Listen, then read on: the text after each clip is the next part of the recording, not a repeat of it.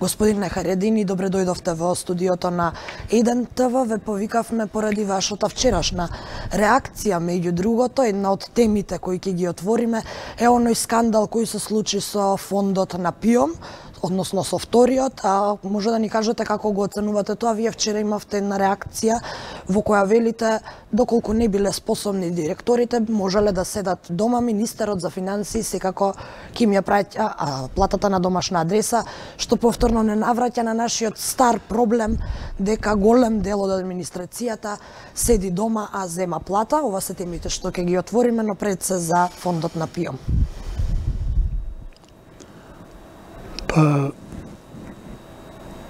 Фондот за пензijsko и инвалидско осигурување е ресорно вака под одговорност на Министерството за финансии над фондот. И како што ви истакнате, јас сум бил и на таа функција каде што се е составен дел на некој начин и фондот за пензijsko и инвалидско осигурување. Таа конференција за печат на директорот заедно со министерката за социјална политика и труд, Царовска, мој впечаток беше дека крајно неинформирани, крајно не без искуство. Ја ценам министерката како министерка за труд и социјална политика и незините намери. Имам доверба во незината честна работа и однос кон работата, меѓутоа таа не се свесни, не се искусни со све со кого имаат работа. Да тврди директорот на фондот дека проблемот за кој овде беше спомнат, он знае уште од 16-та година, а состојбата и во почетокот на 19-та да е иста, тоа е тотално абсурдно. Може ли 10 години да се прави една ваква работа, односно парите да не стигнуваат во фондот во кој што се наменети, а никој да не забележи? Ова го прашувам бидејќи има тука и повеќе институции, секако има и управен одбор, ПИОМ, дали е можно никој да не забележи? Специфичен, тука не можеш да се реши дека имат одговорност управниот одбор и така натаму, него целиот административен апарат на фондот, да не одговарат на своите законски обврски, а начело на апаратот е директорот, тоа зборува за тотална непознавање на својата работа на директорот на фондот. Каков е вашиот став, што точно се случило, бидејќи во изминативе денови слушнавме голем број обвинувања од двете страни и од секако и упатени кон министерката Мила Царовска, меѓутоа и обратни и упатени кон директорите. Каков е вашиот став по ова прашање? Основ за сомневање за тоа дека пари од фондот по пат на некое кривично дело се употребени за намени коруптивни, се уште нема и не може ни да има се уште. Меѓутоа, вие исклучувате можноста да се работи за грешка? Не е ни грешка. Тотално луѓето кои раководат не знаат. Значи, самото регрутирање на кадрите, тоа иронизирање мое во изјавата вчера на Фейсбук и што се цитира дека он, например, еден млад човек, директор, и вика дека нашиот пензijски систем бил многу најсложен во Европа. Он не живее овде, прво, воопшто, зашто има потреба да биде наш пензijски систем најсложен. Второ, пензijскиот фонд не е од денеска, него од како постои државата. Така што значи дека и тоа сега функционира? Ново е само тоа што промените се во тоа што добија во системот се воведе и приватно осигурување со друг столб, со фондови приватни кои се акционерски друштва и кои ги се при банките делом, комерцијална и НЛБ банка. Значи, луѓе дошле на места када немат ни елементарно познавање за функционирање на финансиските институции во државата. И не можеш да очекуваш од него да знае. Денеска слушаме да он цело време бил по разни семинари низ светот за теми за кои немаат врска со фондот.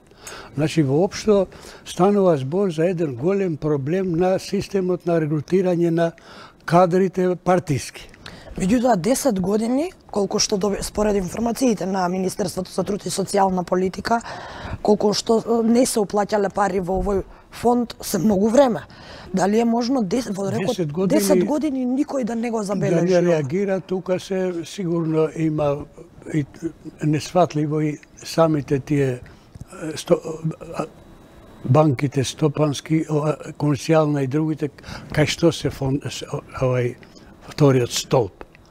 И таму нејасно е како па тие не реагира, не забележале дека нема прилив на парите како што е потребно и вообичаено. Додека фондот, директорот, па тој треба вика сложено е.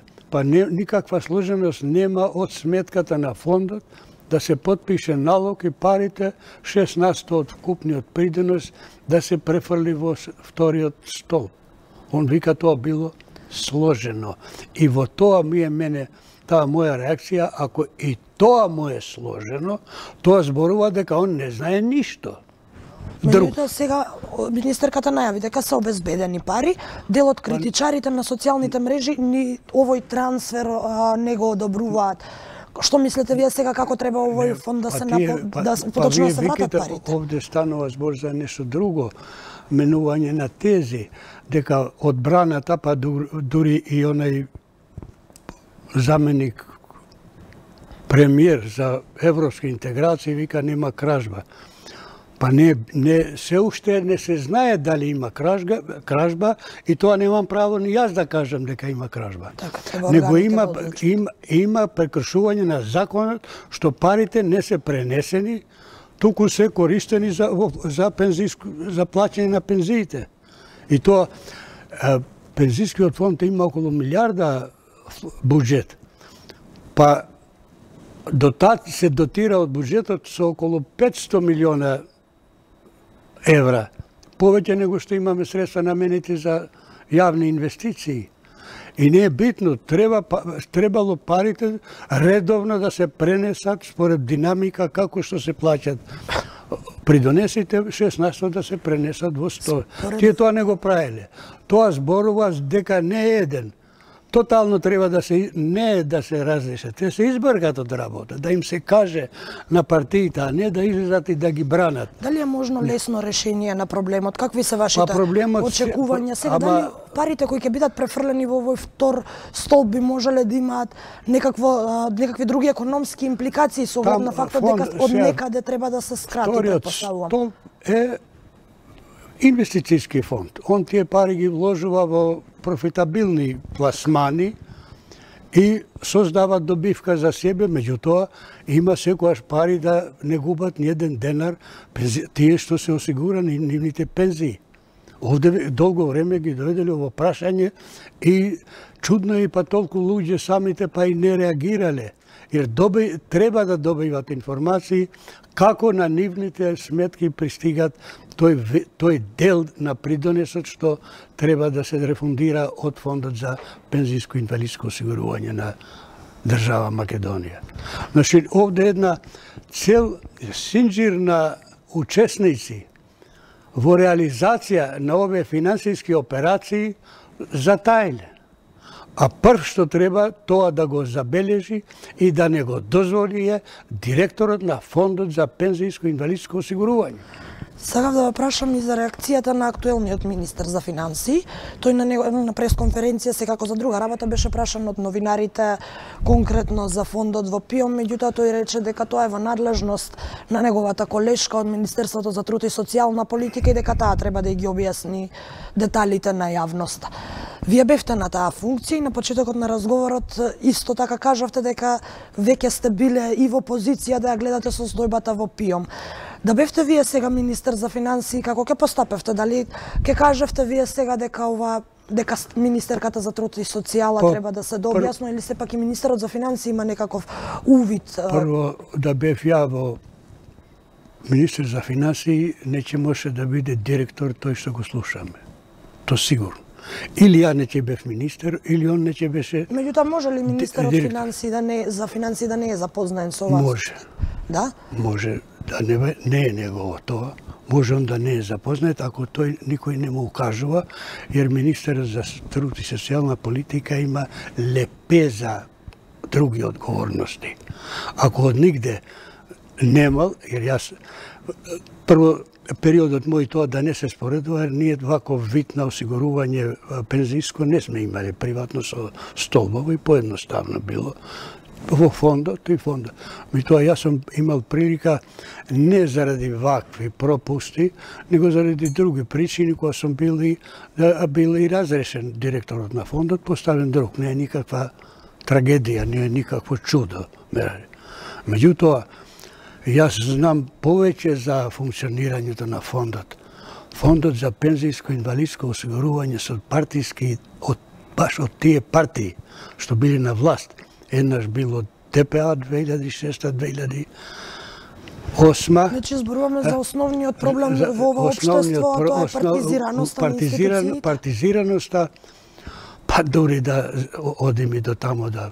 Меѓутоа, таква неодговорност во регрутирање на кадри, независно од тоа, jer кој ги регрутира се поставува прашање. Меѓутоа, еве повторно ќе го нагласам моментот дека има нели сплет на институции овде, што го отвора прашањето, па дали е можно еден директор да направи, еве не зборувам еден хипотетички, еден директор да го направи ова без да забележи било кој друг. Вчера имав прилика да поразговарам и со членови на управниот одбор на ПИО и тие велат дека, иако оние кои биле во тоа време членови во управниот одбор велат дека никогаш на дневен ред не се разговарало за ваква работа. Меѓутоа, другите експерти кои ги побарав велат дека на крајот на годината добиваат завршна сметка и според таа завршна сметка би требало да се покаже оној минус во вториот столб. Тука ја прво немам информации колку е тој вкупниот обем на износи на пари кои требало да се пренесат. Затоа што овде не станува збор да целото не е пренесено, затоа што одреден број.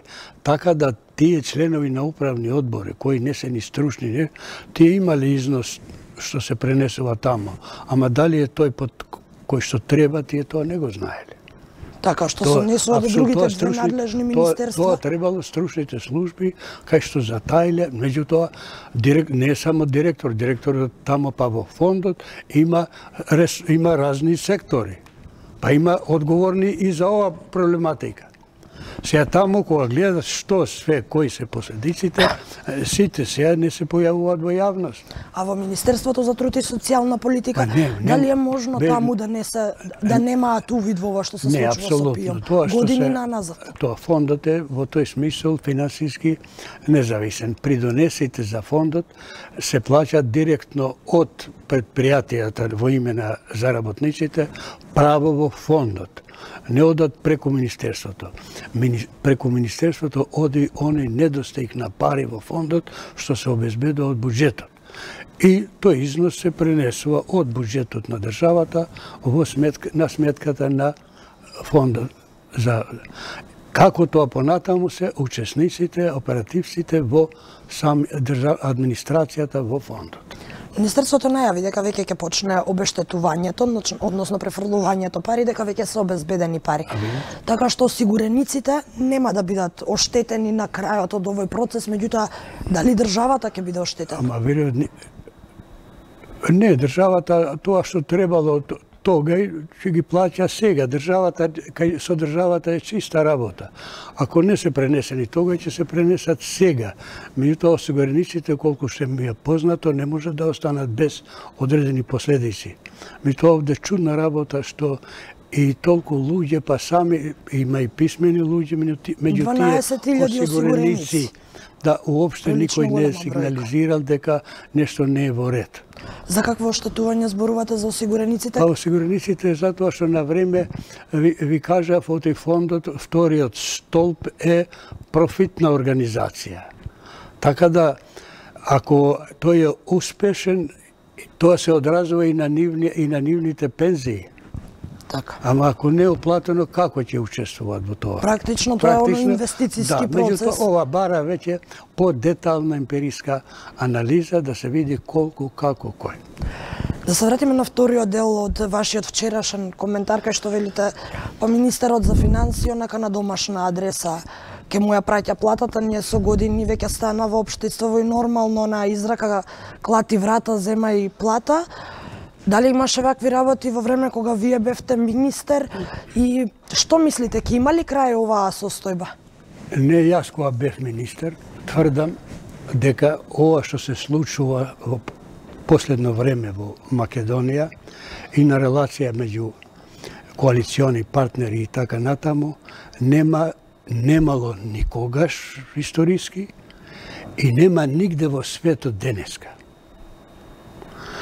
Да луѓето, граѓани на држава, без никој да знае по која основа, незаконска, дома да им ги праќаш парите со години, без некој да знае, без да има законски основ. Тоа е без преседан.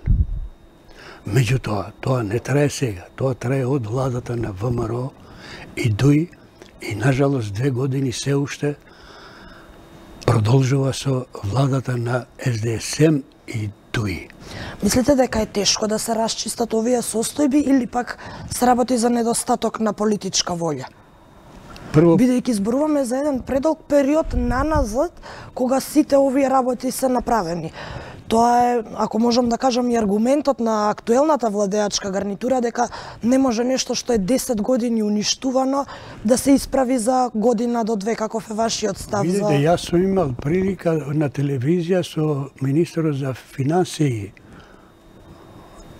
господинот Тевдовски, да му укажам дека одговорност на министерот за финансии е да при исплата на парите од буџетот треба да има законска основа. И чудна работа, негова одбрана била и јас се слагам со тебе. Ти се слагаш со мене, господине министре, само јас едно сум независен на телевизија. Ти си тој што треба тоа да спречиш, платен си. А не дали се слагаш Меѓутоа има и друг проблем, а тоа е Министерството за информатичко општество и администрација, каде што чинам се примени најголемиот број од овие лица кои не одат на работа. Тие не се примени воопшто. Тогаш по кој основ ја земаат платата? Нема законски основ. И министерот сега за информатичко општество и, како се вика, администрација, видите каква иронија. Имаме министерство кое вика информатичко општество, што предпоставува дека ние имаме информатичка технологија, што не била, например, кога сме биле ние министри. Не било воопшто таа технологија развиена. И тој година и 2 да тврди дека бара и наоѓа слободни работни места. Мислам дека е крајно неодговорно. Затоа што? Ако тој сега вика дека барам и наоѓам 2000 работни места празни, се поставува прашање. Каде и кој ги постоеле, а ги криеле тие празни работни места, за министерот Дамјан Манчевски ги открива. Ова луѓе кои се разбират елементарно, да излезат пред телевизија и да зборуваат така, па најдов толку, па ќе најдам уште толку. Каде ги наоѓа? Каде биле тие места? Мислите дека е почнато на расчистување во смисла на да се прекине платата? Он тврди дека почнало, меѓутоа не може овде без одговорност политичка и друга да се прекине доколку не доаѓат и да се повикат на одговорност луѓето кои досега во оваа држава така работеле. Тука не треба да и да останат тие успешни луѓе. Еве зошто, ова држава е мала, јас потекнувам од Тетово, живеам во Скопје, соработел во Гостивар. Се знаеме. Кој ги регрутира тие 2000 што на некој список во секретаријатот за Охридскиот договор? По кои критериуми? Па знаат ли тие луѓе дека парите што тие им ги праќат на по дома на сметка се пари на овие сиромашни граѓани на Македонија. Да, пари на нивните браќа и сестри и роднини. Меѓутоа, каде е решението? Решението не е разрешување. Разрешението треба ова држава за да биде правна, да обезбеди механизми, да ги избрка и морално да ги деградира сите тие што досега така работеле. А тие се спремат повторно вика ќе добиеме ние на избори. Па ќе добиеш на избори кога ако 2000 луѓе, владата на Груевски, а сега и на Заев, ти ги плаќа дома, тие се најмалу 20.000 гласачи. Затоа што ти имат најблиски роднини 20.000. Значи се враќаме на купувањето гласови практично? Купувањето, значи, пошто им одговарат, тука е се по големите партии, порано ВМРО, сега СДСМ. Им одговара тоа, jer тој партнер на кој овие им ги плаќат со пари од буџетот, со нашите пари, гласачите, а он излага, вика, ние ако излеземе на гласање, сега ќе добиеме двојно повеќе. Каков е периодот во кој што може да се реши ова прашање? Како што веќе споменав, бидејќи аргументите на владата се дека не може брзо да се расчисти нешто што со години се правело. Прво треба в затвор да оди тој што утре пушта налог да ги пушта парите, а нема законски основ. Па ќе видиме за колку кратко време може тоа да се реши.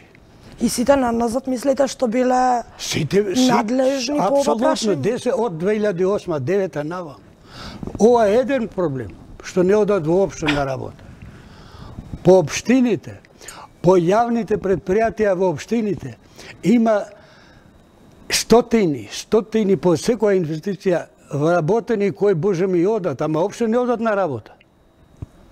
Сите се тие потенцијални гласачи на партијата на власт, која на тој начин, доколку еве сега, јас не верувам, за да прогласат вонредни избори, на тоа сметат тие. Обезбедено е. 40% вкупно население албанско не излага на гласање не сега, одамна. Од тоа, jer младите са 1100 секој ден по градовите се полнат автобусите и одат во Германија. Така и селувањето се уште е проблем кој не можеме да го решиме. Дека е голем патриот и дека и натаму се бореле за решавање на името. Господин Хајредини, бидејќи времето полека, но сигурно не гази, сепак морам да ви го поставам прашањето кога веќе сте тука, како ќе оцените од оваа гледна точка денешната економија? Каде се движи Македонија на економски план? Дали имате, можеби, оптимистички очекувања, ако можам така да ги кажам, во однос на економијата и на економските текови? Видите, паролата сега што се пушти од страна на премиерот дека ова година ќе биде економска, има прилика и тоа да го коментирам кратко, помало иронично, дека во Македонија економска ќе биде она година во која ќе се спроведе реформата на државната администрација и на судството. Некому тоа му изгледа као да не е во корелација, што па сега. Нема инвестирање, ни од домашни, ни од странски инвеститори со ова државна администрација и со ова судство. Па дури и кога дефинитивно ќе бидеме и формално членка на НАТО. Додека Македонија не реши дека државната администрација и судството се тотално поставени сега во функција на поединци шефови на партии и суди и обвинители и све, ние не може да очекуваме сигурност на инвеститори. Второ, среќата е во тоа што кај економијата е сосема друго. Луѓето работат не за тоа ако ги прогласи, ако ја прогласи премиерот годината економска. Економијата е врзана со животот, виталниот интерес на луѓето, па луѓето се принудени. И стандардот пред и екзистенцијата, а и стандардот. Не дека владата ги повикува да работи, тој работи затоа што сака да живее и сака да живее подобро тоа. И тој процес не може никој да го сопре. Со тоа што владата не прави бавејќи се со ова што досега зборевме и на тој начин нема време да се бави да им обезбеди на бизнисите што поповолни услови, кредитни и така натаму, и клима поволна за. Вие ви кажавме, еве вчера, некња чувме дека и натаму Македонија е на последно место во Европа и во светот со корупција. Така. Каква од најгорчливите проблеми на македонскиот го граѓанин. прашувам јас премиерот.